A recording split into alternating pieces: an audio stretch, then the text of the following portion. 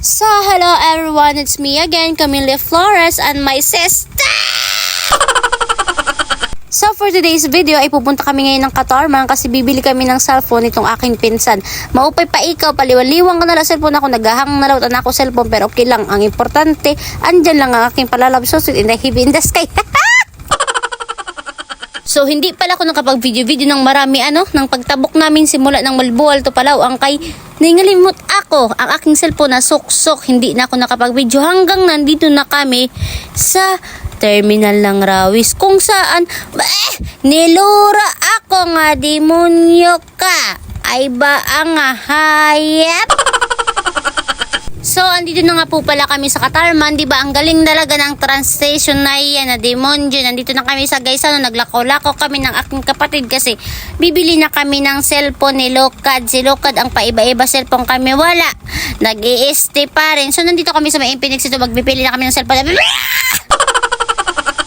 Katapos nga namin makapili ng cellphone, ginutom kaming tatlo. Dito na lang kami kumain sa Mang Inasal para may only rice. Itong si Ate Cashier, ang sabi niya, hala ate, familiar ka sa akin. Ate ha, na demonyo, hindi ako nagkawat sa cellphone mo.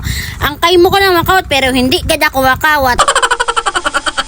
Katapos ko kumain at may dosin na bahog, nagpolbo na ako, nagpahusay-husay ako kasi maglakaw-lakaw man kami sa bawbo kahit wala kaming pera. Maglakaw-lakaw kami, mamili-mili man kami doon, pero wag pinili ako. Ito naman kapatid ko, patay gutom, nakaon pa lang kaon na lang sa naluhalo. Ayan ang aking pinsan na nantsalan. After namin makapili ng mga panty na hindi naluho kasi mga lolo ng aking panty, umuwi na kami. Wala kami nasakay na minibus kaya sumakay na lang kami dito sumuna sa tricycle papunta ng terminal. Pagdating sa terminal, wala nagada sakay na minibus kaya nga demonyo maiyala magpinili. Wala na kami choice kundi sumakay na lang sa jeep. Sawa na gadak magsinakay-sakay sa jeep kay kada adlaw naman lang nagpupunta ka ng trabaho.